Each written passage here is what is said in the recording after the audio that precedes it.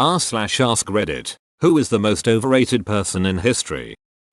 My sister. I do stuff too, mom. I feel this in my soul. Me too. I don't even have siblings. Jesus Christ. She goes to one regional spelling bee. She didn't even get far. And it's all what a bright young girl. But then when I start a rock collection, it's please stop showing me bits of the driveway. That's not a rock, that's a frog. Who made you so goddamn weird? Put that poor animal back. Spelling bees are Victorian contests where children go to cry. Rocks are the product of years worth of geological processes. That's all I'm saying. Tutankhamun, or King Tut as he is sometimes referred. He was a boy pharaoh that only reached the age of maybe 18. Born from incest and suffered scoliosis, a bad foot, walked with a cane, and contracted malaria, and likely died from an infection from a broken leg. Also when he came to power married his sister and had 2 miscarriages. This poor boy had lots of power, but was sick all his life and likely his advisors made all decisions for him and eventually succeeded him. Also had a very short reign that ended with Egypt at war. They would lose under his successor. Sadly, the royal family in Egypt at that time frequently married their half-siblings. The last doc I saw on Tut theorized that he broke his foot in a chariot race. He's not remembered because he was a great ruler but because his pristine tomb was found. Tomb raiders have destroyed and stolen the contents of so many tombs that finding his tomb taught historians a great deal. So Tut wasn't the big deal. Finding his intact tomb was. If I recall correctly, his tomb was also very plain when compared to the tombs of more important rulers. I can confirm that I have visited his tomb in the Valley of the Kings and it is knock your socks off incredible. I shudder to think at the treasures that would have been found in, say, Ramses II's tomb. Also, I was wandering around the National Egyptian Museum, also highly recommend a visit, and turned around and fully unexpectedly found myself face to mask with Tut's death mask. I nearly fainted. I thought it was just a symbolic thing. Never realized that it was real and that I'd be seeing it. The reason we care so much about him is because of his incredibly well preserved tomb. And it was only so well preserved because he was such a minor pharaoh that everyone forgot where his tomb was and another pharaoh built on top of it, concealing the entrance. Haha, didn't know that one. Yep, and he didn't even have a tomb constructed. It was one not meant for pharaohs. Now I feel bad for him. I'm happy he got so overrated a millennia into the future. Guy Fawkes. He was a minor cog in a conspiracy that he didn't even know all that much about. He was tasked with a dead simple objective, and he failed. He gave up the names of all the co-conspirators that he knew about, but most of them operated on a much higher level than this chump. So they got off mostly scot-free. He had one job and he ducked up 3. Basically, he doesn't deserve the pages that his story is written on in history books. I 100% thought this said Guy Fieri and then I read the rest and thought I missed some huge news. I would watch a movie about Guy Fawkes only if it was played by Guy Fieri. In fairness, I can't blame him for snitching on his compatriots. They had time and lots of very pointy and or hot instruments, and knowledge on how to keep someone alive quite a while with such things inserted in rude places. Yay, Reddit's talking like they wouldn't sell out their mum the second a red hot iron came within a foot of their face. If you come near my toes with a pair of clippers at a slightly off angle, I will tell you anything you want. All they'd have to do is show my ankle the corner of my bed frame and I'm done. Jack the Ripper. More overhyped, not overrated, but he only killed 5 people. It's not like he's the original Dexter. Yeah, I really hate this story. Overtold, over-theorized. Only reason no one has pinpointed him was because it was in 1888 before crime investigation matured and they didn't have the technology. Now back to my hunch. Everybody talks about Jack the Ripper. Nobody talks about the Mad Butcher of Kingsbury Run.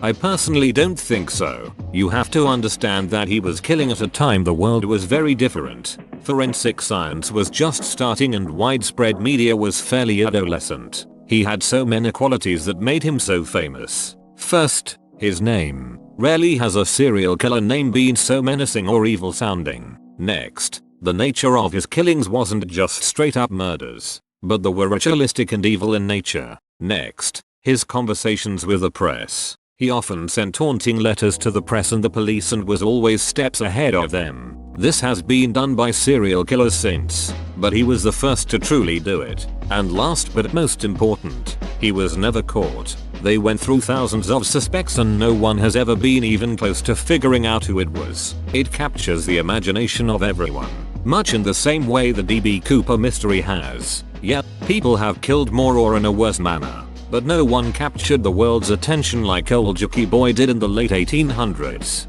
Some of the Ripper letters were definitely fake and arguably they all were. A lot of it was journalists drumming up attention for their own newspapers or just pranksters. Mother Teresa.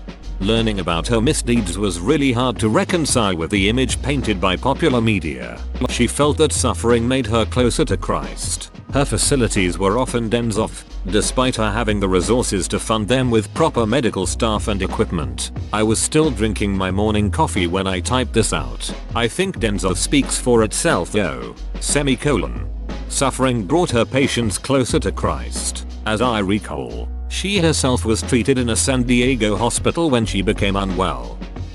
Mia Khalifa. Her thinking she's a big person in sports now is ridiculous. No one follows her for her sports opinion, lol. So true. Mia Malcover exceeds Khalifa's abilities in all regards. Waldo. Why should anyone even care to search for him? He's done nothing.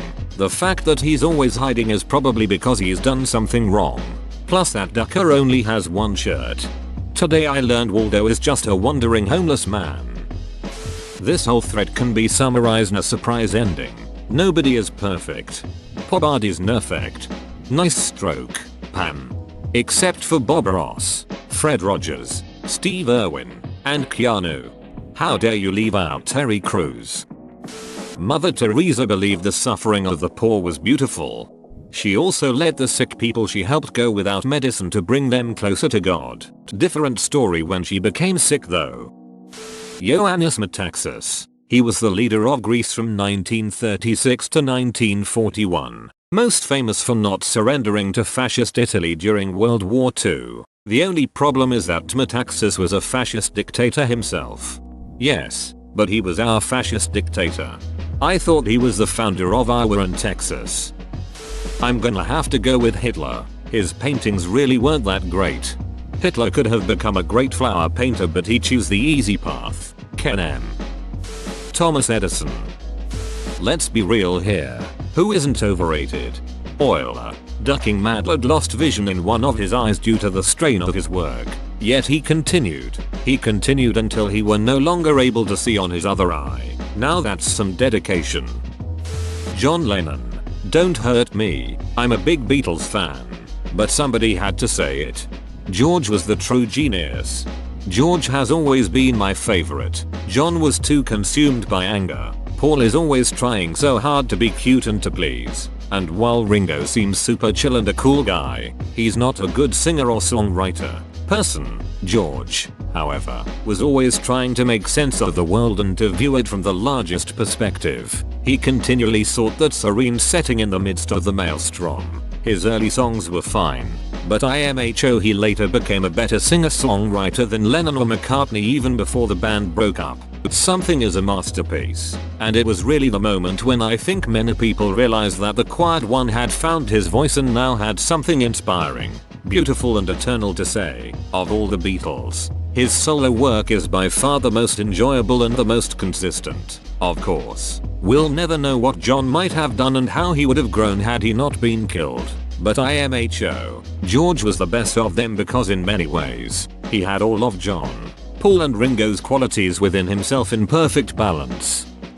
Ronald Reagan. He was always a popular president, but he has since been recast, mainly by conservative historians, as a great one as well. Yes, you can easily place him on that pedestal. You would merely need to ignore the Iran-Contra scandal, the huge budget deficits, his environment ignorance, his do-nothing reaction to the looming AIDS epidemic, his courting of Saddam Hussein, and numerous other blunders. And he didn't win the Cold War. The war in Afghanistan started in 1979. Reagan was still in California. Erwin Schrödinger. He is both overrated and underrated simultaneously. As for Heisenberg, I'm still uncertain. Mao.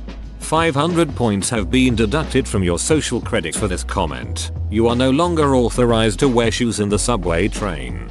Xi Jinping looks like Winnie the Pooh. Tiananmen Square massacre. Uyghur camps. Tibet is a sovereign state. Hong Kong is sovereign.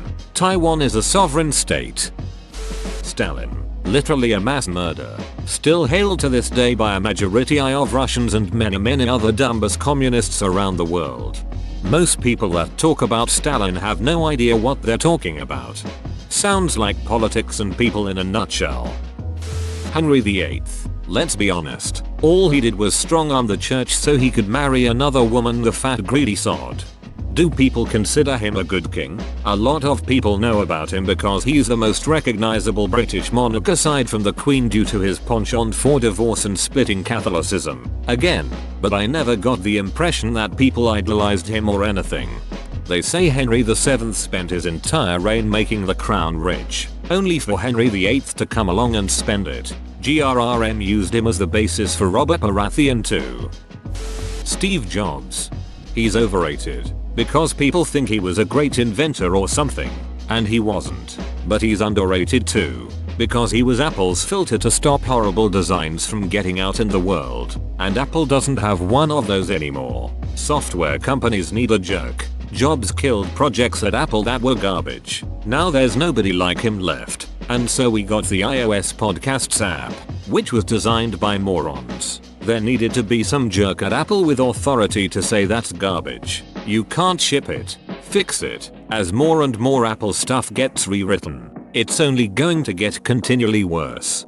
Yep, I hope Tim Cook is looking around for a replacement. Cook is great as a steward of the company keeping it afloat, but he really does not seem to have that I know what people want before they wanted thing Steve Jobs had. And honestly that is a very cult leader-like ability. Garfield. We all hate Mondays. You ain't special. Kim Kardashian. You know what's weird though? The only time I see anything about her is online. I've never had a conversation or heard anyone talk about the Kardashians in real life. I wouldn't know who she was if it wasn't for Reddit. So is she overrated? Maybe. But I think most people just don't care enough to rate her. I don't even understand why she's so hated. She's in a slightly popular reality TV show. I don't like the show. I don't bitch and moan about how she's ruining the world and I hope she dies. I just don't watch her TV show. My wife does watch the show though. She recognizes that it's stupid. It's just mindless entertainment for her as she unwinds from a long day of work. She's just not that big of a deal to have strong opinions about, one way or the other. Xxxtentacion. I once read somewhere that in the future, he'll be looked at in the same way as Tupac was. I just don't see it. Che Guevara. Horrible. Horrible. Person that somehow became a symbol of rebellion and freedom. You're gonna piss off some middle class white college kids experiencing freedom for the first time with that answer. Gandhi. Are you sure? His words are backed with nuclear weapons. Amelia Earhart. There were plenty of trailblazing and better women pilots, yet Amelia is a household name because she attempted something she died while trying. The part that made her famous was the question of did she die? Hillary Clinton. Now before you go all nuts on me, hear me out. Never before has a feminist ridden the coattails of their husband the way Hillary Clinton has. She moved from Arkansas to DC, then to NY and 6 months later was a senator from there. Come on. She was horrific to Barack in the primaries in 2008. Why he gave her a job, I'll never know, and was entitled to the nomination in 2016. Hillary is no dummy, but if not for Bill, she would be a real estate attorney back in Little Rock. Barack Obama. He received a Nobel Prize and is widely respected and admired, but if you really look at what he accomplished, it's pretty lackluster. Henry Ford. In business, engineering, and manufacturing, he's revered like a god. Professors like to gloss over his overwhelming anti-Semitism. Ford wrote and published a wildly anti-Semitic newspaper, which was spread around the Ford Motors facilities. Those papers were republished in Germany and became incredibly popular with the Third Reich. Heinrich Himmler described Ford as one of our most valuable, important, and witty fighters. Hitler praised Ford in Mein Kampf and referred to Ford as an inspiration. The admiration went both ways, because Ford was a Nazi sympathizer to the highest degree, hosting Hitler's representatives in his home and hobnobbing with Nazi officers. On his 75th birthday, he was awarded the Grand Cross of the German Eagle, the highest medal Nazi Germany could bestow on an American, but all anyone cares about are his effing assembly lines, which he didn't even invent. The assembly line idea actually came from Ransom E. Olds. Bill Clinton. Turns out he was just 15 years early enough to avoid the Me Too movement. Also, a lot of the laws and executive order he signed led to the 2007 collapse, and he is primarily to blame for the high minority incarceration rate. Whoa, you made it to the end? You're a ducking beast. I'll cut you a deal. Smash like and subscribe for more curated content, bruh. It's free and that's a great price.